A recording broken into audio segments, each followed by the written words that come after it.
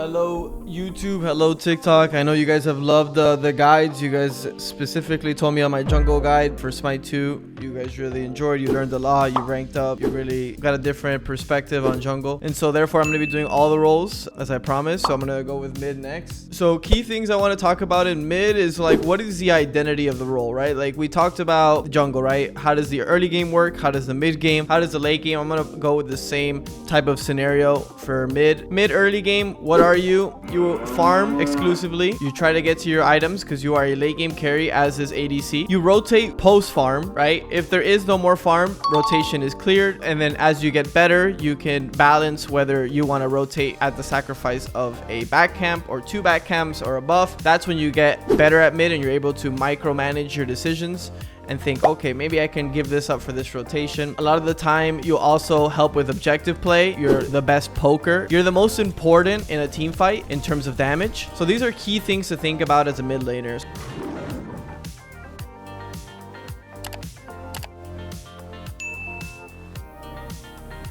So let's start with the early game where you're thinking about farming and getting your ult off in skirmishes. You fight where the farm is. You don't fight where there is no farm. That's a big mid lane mistake in the early game. In the mid game, you're still farming. You're still trying to get to your pen. You're still trying to get to your big power items. But now you're moving a little bit more as you're able to clear much faster and at their tower line because it's mid game now. And the late game is you are the most important character on the map. Probably as important as ADC, if not more important. The only time ADC is more important is for objective damage, but sometimes characters like Merlin and Poseidon can deal as much or if not more than an ADC. But you're also the most important poke, right? And poke is really important in Smite 2 around Gold Furies, Fire Giants, and objectives late into the game because backing and teleports lose value as tier 1s go down. So I wanted to 100% explain to you guys the prioritization of a mid laner because this is really important. A lot of people play mid like every other role. They rotate nonstop. They're constantly fighting. They're fighting without ult. They're fighting without relics. This is not mid. Mid is hyper carry. So we're going to talk about this and I'm going to break it down with this gameplay of Poseidon mid in ranked. So here we're going Sands of Time with Poseidon, as you don't need conduit for Poseidon or Bluestone.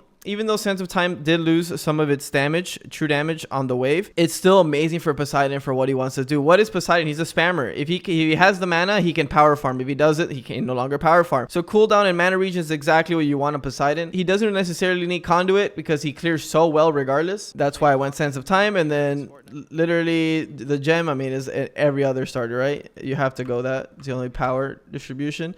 Starting early. So there is no contention in the mid, right? If you always want to get priority mid, if you're a stronger mid laner than the other mid laner, I'm sure you've noticed in the early game since starting in mid is pretty casual and boring, you end up jumping with the other mid laner because there's really nothing to do. And while that's funny and interesting, if you have more prio and you're stronger level 1 than the other mid laner, you're actually playing it wrong because you should be poking him and pushing him away from hitting the wave first. So let's talk about like here, right? Like Janus versus Poseidon, we're both kind of weak level 1. I push, he has a clap, we both have a nuke, but nobody has a clear stronger level 1, right? If I was an Izanami or an Uller, I would be trying to find the Janus and poking him out because I don't want him to clear as fast as me because he doesn't have a strong level 1. So this is something important off the bat to take advantage. So here he plays behind here and then comes here to clear. Well, he's already late. As you can tell, I already casted my 1 before he's clapped. So that's already high prio. That's something you can take advantage of on the first wave. And so you'll see I'll have my 1 before he claps the second time. It ends up being him better because my minions bunched incorrectly, which is high res is just, you know, just trying to figure out how to make minions go in a straight line. Then we go straight to red buff. He clears, pop trident, help him with tier 1 camp. This is obvious. I then try to get prio. So he does 2 camps. He takes a little longer than me. This is really important in the early game as a mid laner to understand I have pressure. What do I do with this? Because I saw their jungler pathing to speed, and that is the most natural path. If mid went to left, that means they did some rotation here, right? Whether they went red together or they went scorpion together or they did red back camp together. He's going right side jungle right now, right? And I have lots of prio because I cleared faster earlier. So therefore, I'm going to take his minis or I might take everything. So I start off by taking the minis to guarantee, okay, I can run from here and feel great.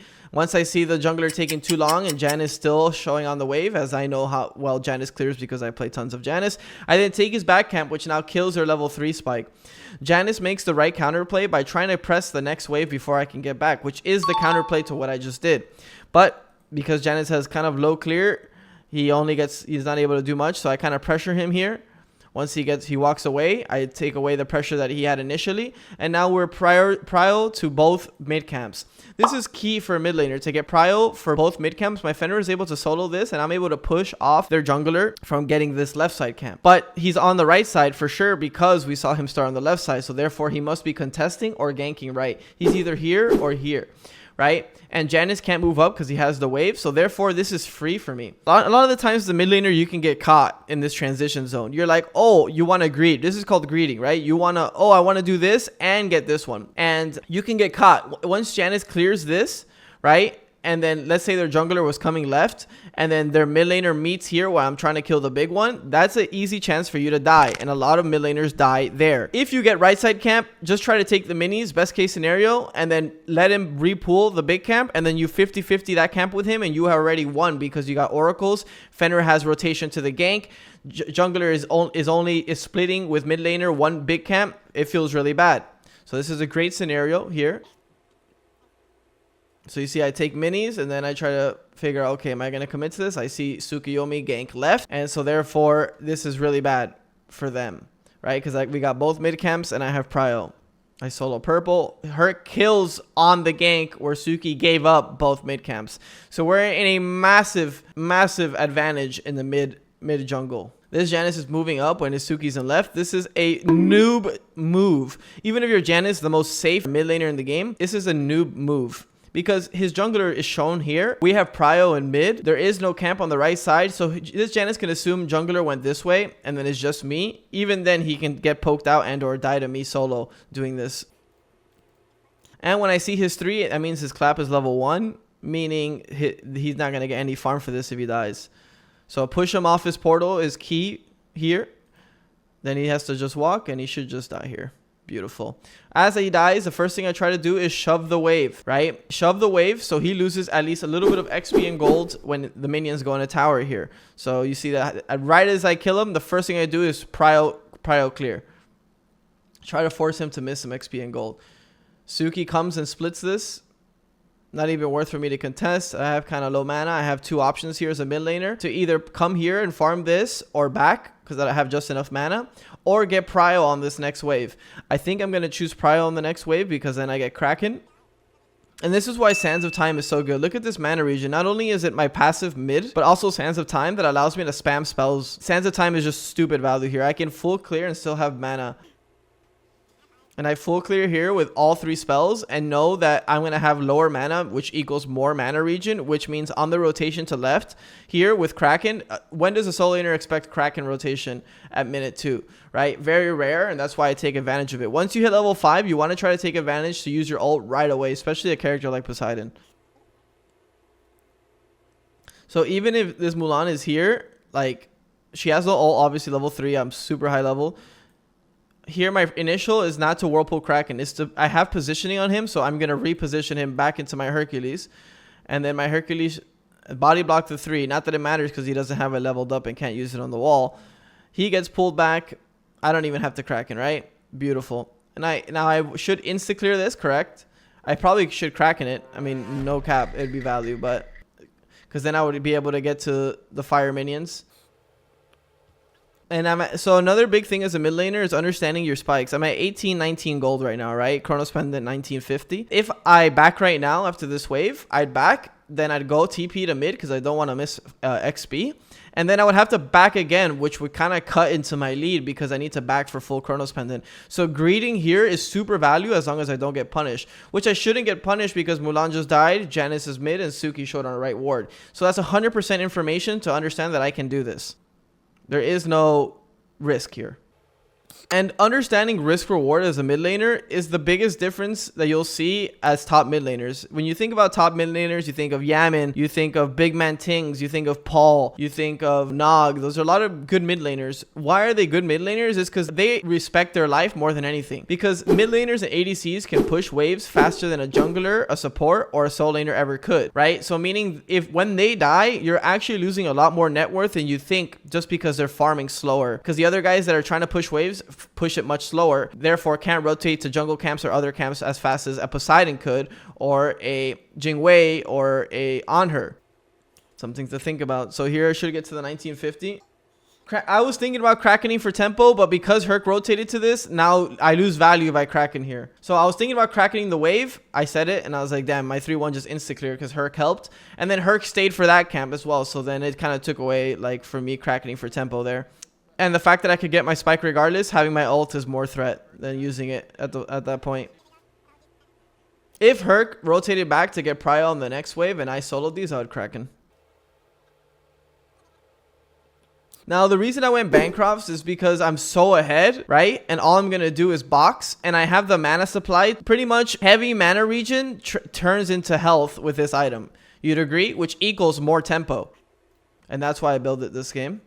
Can it be countered by a Divine third slot from Janus? Sure, but Janus doesn't want to build Divine. It feels bad on Janus. Even if it felt good on, let's say he was Raijin or something that can proc Divine well, he's still 2 items away from it, meaning I'm getting 3 items of Bancroft's value. And understanding how to adapt your build and not building Book of Thoth every single game because you think it's the best numbers-wise is the difference between great mid laners and average mid laners. Average mid laners will always buy the same 3 items every single game with no reason behind that.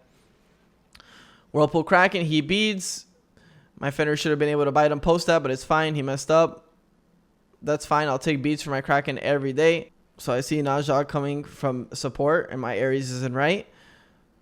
So once I see 3 here, and I already saw 3 here from the minimap, the first thing you try to do as a mid laner is you ask yourself, is this worth fighting? I am massive in this game. Can I fight this? Sure. But I look to see where his matchup is. Najah, level 5. My Ares is the right side. This is a 3v2. This is exactly where mid laners lose their lead. They think I'm massive, therefore I should fight. But you can't fight a fight where your odds are against you, even if you're ahead. Why would you ever take that? That's high risk, low reward. So here I won. I try to juke Najah sash because if she does sash or he sashes, sorry, then I'm forced to beads.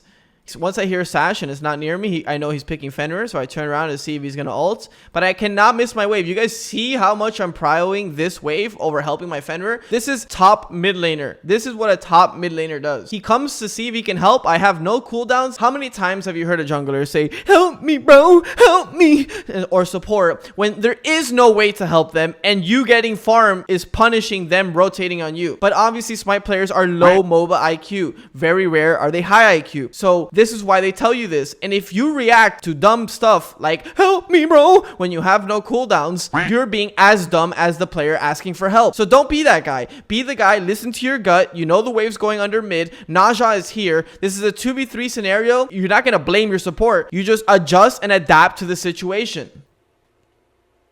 Another key thing, you see how I prio the archers right away? This minion has lost its value. Therefore, I'm going to take, while the tower is hitting this minion, I'm going to clear the archers. I got all 4 minions. I got them low enough where they'll die on the 1 and then kill the side minion. So I only missed 1 minion there. Very key. So now I come back to see if they're invading this left side jungle. I'm not looking to fight. I'm looking to see if they're looking to do something off the Fenrir kill. And then Ares is making a play on the right side of the map, which is good because Najah made a play on the left side. So he's countering. So therefore, if Ares rotated like this, I would have tried to fight left mids or oracles. But because Ares stayed right and ganked, I then changed my decision to farm. This is how a high mid laner thinks. Just clear, just farm. Yes, I have Bancrofts. Yes, I want to play fast. But if there's nothing there, then there's nothing I can do. Just keep pressing the lead.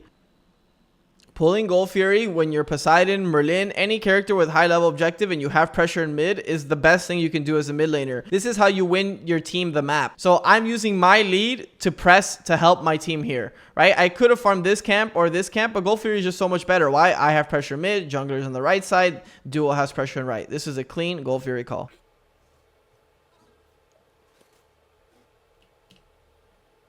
And this is the strength of Bancrofts, in my opinion. Like, I don't think any other item kills this guy here. He commits on me, whatever, 3, 2, 1. I pre-beads once he's trying to 1. And then no, I can kill here off Trident. Also, I did something very interesting. Usually, I level my 1 into my ult, right? So I hold the level so I can get 5 levels in my 1 and 2 levels in my ult. But Trident is so much value for this Gold Fury call that I realized, oh, look, like I can level it here. Look, here I usually hold it. You see me holding level for level 9, which is 5 levels in 1, 2 levels in ult. Something a lot of people don't take advantage of. And then I realized, okay, we're going gold, meaning my Trident will have tons of value on this extra level. and you see me lock it in right there, right? Then we do the Gold Fury, and then this guy trades on me, right? He comes to try to gank me on the rotation back from Gold Fury, but because I have Trident level 2, I feel confident. Not only that, I'm level 8 to level 5, and you guys would think, oh my god, this Suki is so newbie. Why is he level 5? Every YouTube comment I've ever heard. It's because of my farm prile. I haven't made a single mistake in this game. If anything, I've done everything right.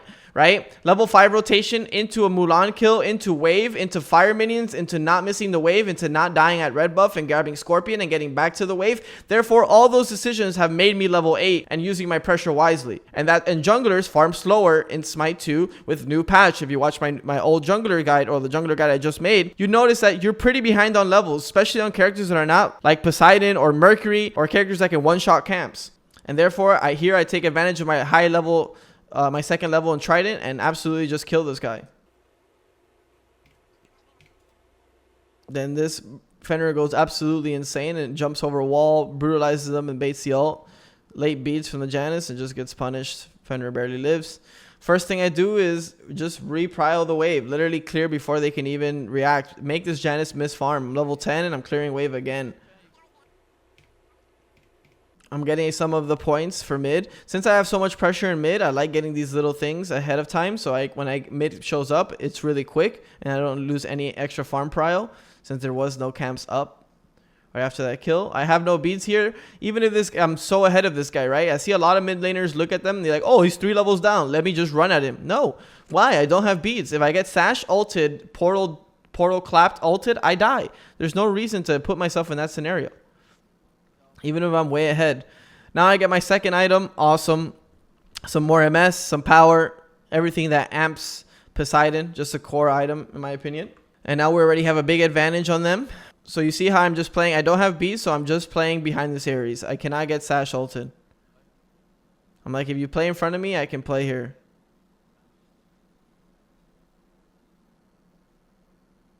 I'm waiting for him to land chains. Once his Sash is done, I dare play the game again. We get his ult for nothing.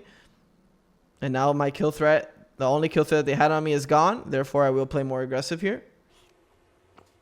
And you can literally count on your hand the amount of minions I've missed this game on this mid wave. When usually you see me do my coaching on mid, you can count wave after wave after wave that people are missing. And people are so focused as mid laners on making sure they get jungle camps. The truth is, the wave is way more value than these camps. These camps are the bonus. This is the core. Focus the core, then bonus will show itself. If you go for the bonus before the core, you will find yourself behind.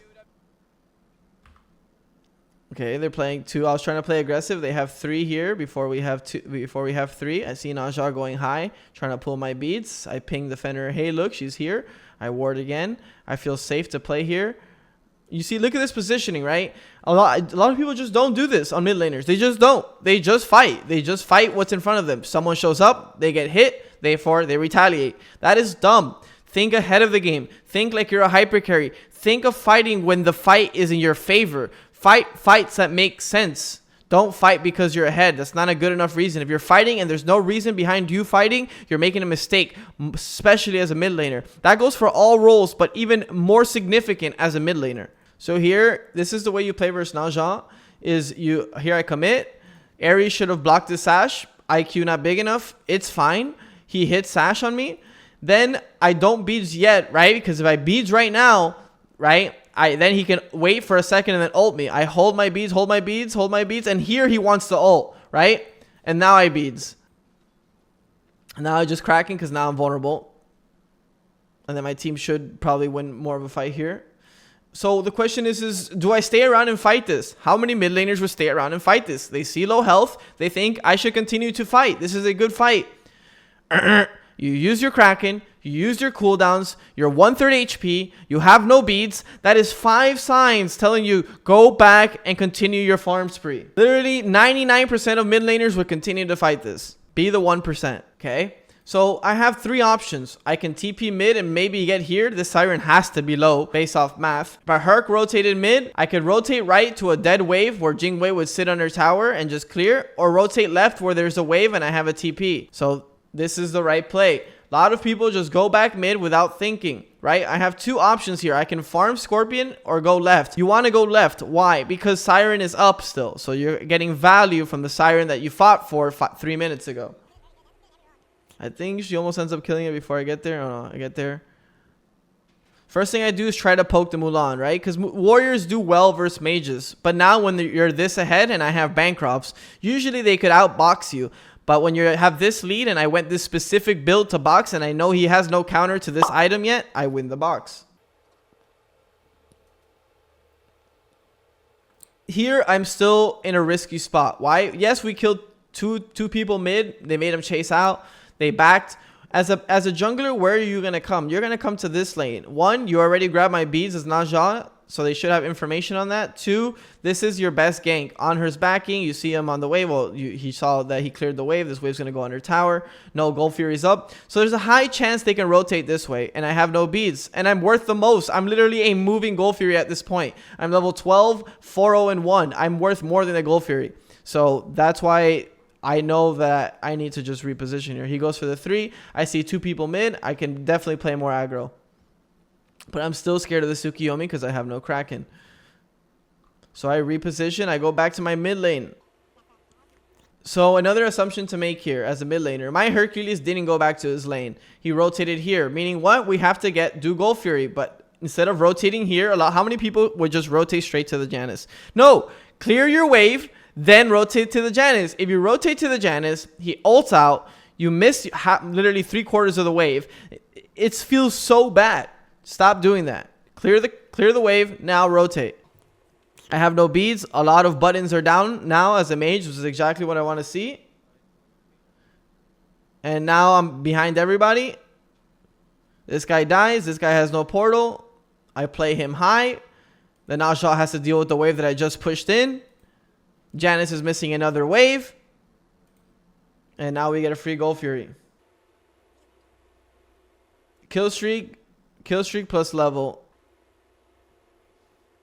Janus tries to steal. I play the fight. I look for an opening. Look, this Janus is you guys. This Janus is most of you guys in mid lane. What does he do? He doesn't clear mid. He tries to fight.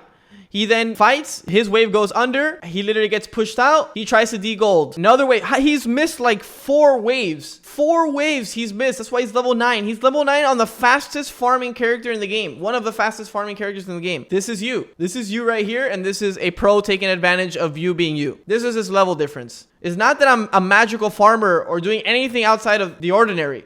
It's just he keeps making mistakes. He keeps making the wrong decision over and over and over. And at this point, now you're starting to see the benefit of making the right decisions and making the wrong decisions.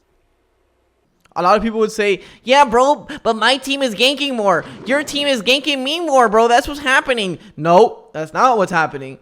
Yeah, my team is winning. That's going to happen. Sometimes you're going to be on the losing end, the winning end. But the one thing that doesn't change is the consistency of your farm pattern. Yeah, permaban, thanks for the sub. Appreciate that, dude. And I know red is up. Well, I think red is up. We'll see right now. Okay, it's up. Why? Because Janus showed mid, fought here, didn't get the next wave, came around, tried to steal Gold Fury, and I keep tax of all of that. I keep tax. Okay, he didn't go for that wave. Okay, he didn't go for that wave. There's no way he had time to go to red because he was on the right side of the map the whole time. And that's how you keep pressuring. Now, he has to make a decision. Do I go to red and defend it? Or do I get these 3 archers because I've missed the last 3 waves? And you know he's desperate for farm. So he probably is not even going to show here. You see? He gets his 3 archers that aren't worth anything. Should have been 7 minions, not 3. When I look for something else, if blue was up, I might have went. But look, I don't want to miss this mid wave. This mid wave is too important. I don't want to miss it. I'm not Janus. I'm going to miss 2 minions here. I missed 1 minion. I missed 0 minions. 0 minions. Very good. Very good. Like I said, you can still probably count the amount of minions I've missed in lane. This is right from the jungler, by the way. The jungler zones the mid laner. He wants to steal. Obviously can't steal. Loses his beats for trying to steal. And now we get Pyro. Guess what? He's going to miss another wave.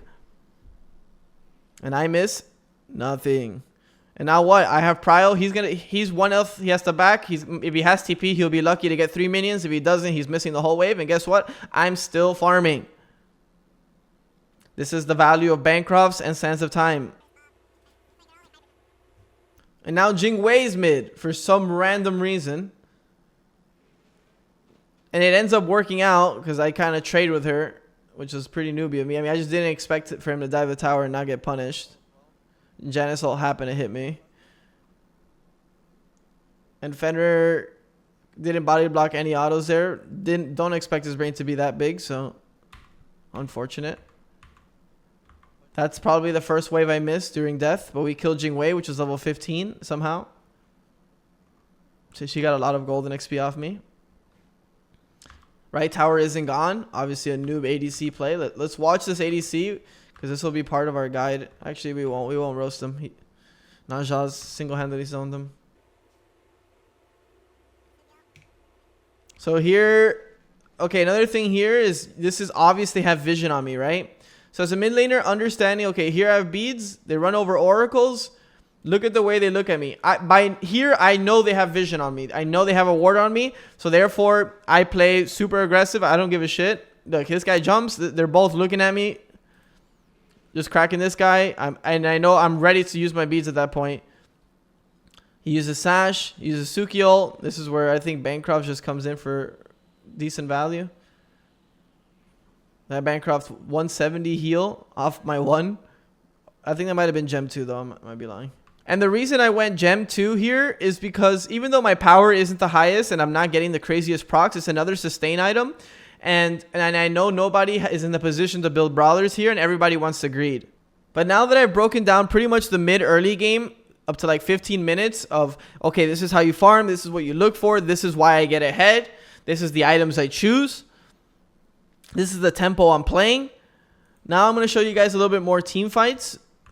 As we pretty much we're having full map control and I'm getting on every objective. Okay, when you're gone on first as a mage, it is the worst feeling possible. If you're in this position here, the first thing you try to do is reposition. I have no beads, so he might ult me, I'm not sure. Fenrir brutalizes. Oh no, he ults the Fenrir. He didn't know if I had beads or not. I reposition. Hit the Kraken, double beads. 1, reposition.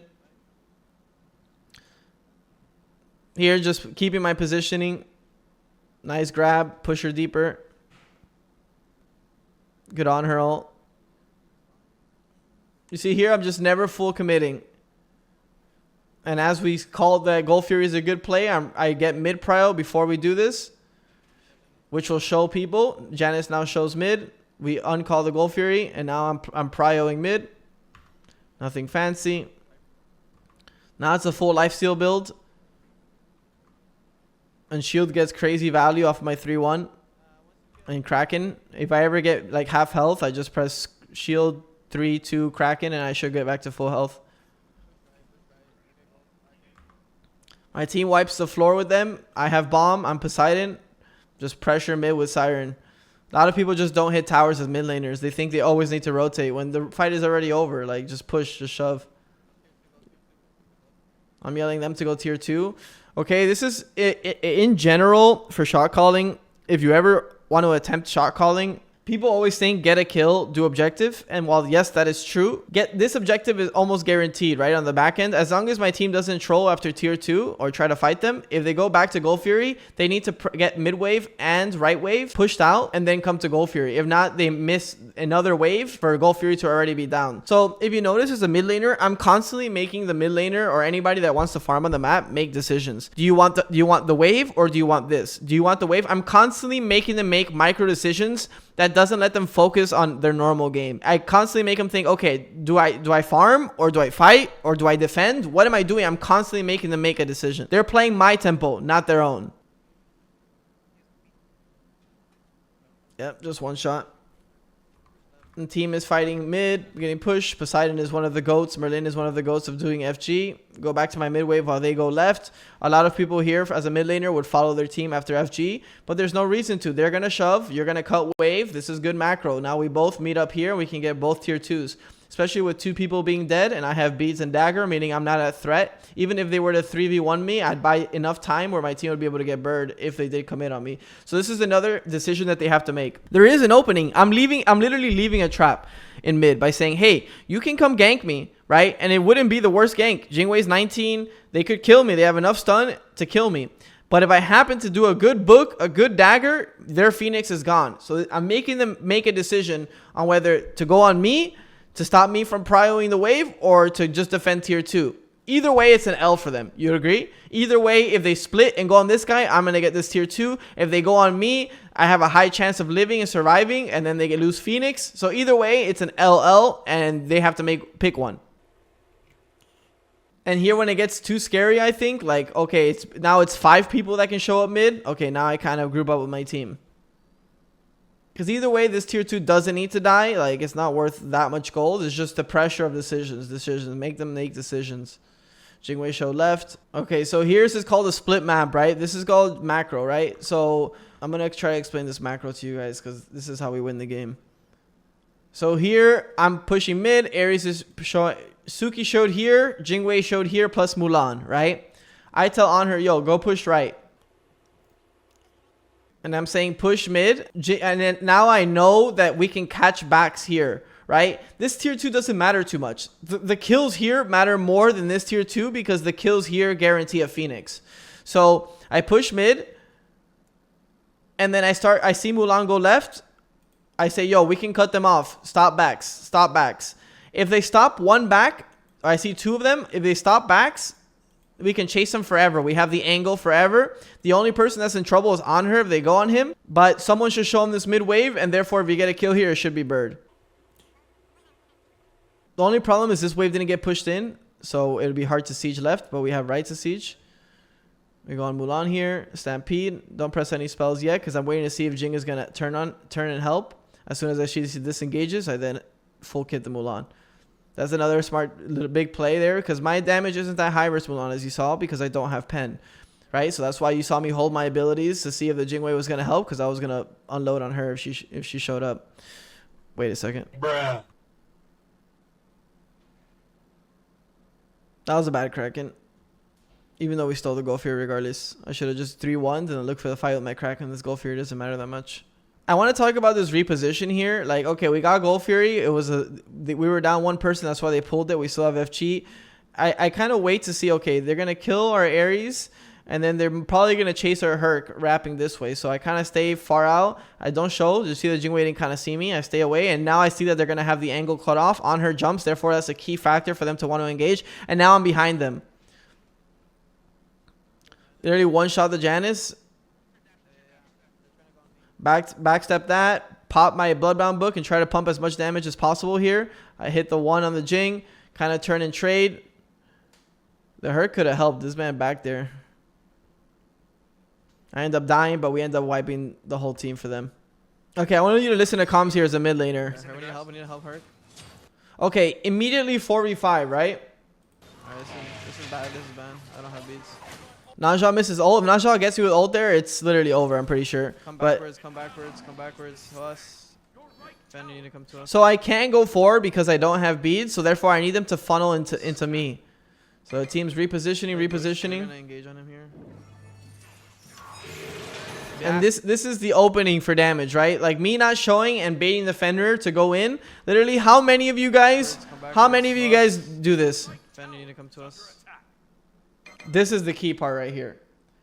Most of you guys are going to sit right here and try to drop your Whirlpool on Fenrir. 99% of you. 99% of you would sit here and drop a Whirlpool on this Fenrir right here. Play bush. If they see me, they think about me. If they don't see me, they forget about me. That is key as a mid laner. That is key. They forgot about me. They don't think I'm in this fight anymore, right? They're going to engage on him. If I'm here, they literally will never group. So that's key for mid laner. Okay, they engage on him. They see Ares. Now he's 1 health. They're seeing red. I'm taking advantage of them seeing red, right? This guy's too low not to go on. So therefore, that's my opening. Massive damage, massive. They're all one. All right, the Ares now walking in is like insane if you think about it, right? Like literally, this guy's job is to walk in. Like he should be where this Mulan is right now. But I mean, that's besides the point. My support guy will be coming out at the end of next week or middle of next week if you guys want to watch. You will not be this Ares. You'll be better than him. Let's go. You have Stampede. I just live with 17 health. Go. We chase. Anything you hit is good. We can pull. Our damage is high. Ares, be ready if they come in. You can portal left, by the way. So I'm making them make a decision. We kill Suki. 2 of them are low. The Jingwei is the only one full HP. We have map pressure on all lanes because of Sirens. This is a good pool, even though the Fenrir is 1 HP. The fact that Fenrir didn't back and use TP left is another low IQ play. And if you don't want to end up like Fenrir, you can watch my jungle guide. Fenrir. No, back. Get your back up. Yeah, I was just pressing out a ward so they didn't stop it. You might have to drop. Ares, drop at like 3k. Jingwei can fly back right away, right? Even though we caught her back, I know she could be here before we burn this. Just secure. Yeah, just secure. Good jump. Nice. Go mid, don't back. And so we just made a horrible fight into a great fight with pure positioning and good macro calls. They connected us. Connect mid. Connect this fight, guys. Herc has TP mid as well. They have Weakened right Phoenix. So why would I ever be here? Everybody always thinks after FG people back. This is dumb play. You don't. Everybody traditionally gets FG and backs. No, what do I need to back for? I'm literally full build. He's one. Nice, we win this fight. Another key thing here is I don't use beads, right? They have Weakened right Phoenix. I'm gonna show you why I don't use beads. So this Jingwei is half HP, right? She used her dash. She wants to disengage. So that's why I hold my beads here. Because I see the Janus is too far. I have dagger. One guy is left. One guy is dead. I don't need to beads here. There is no kill threat.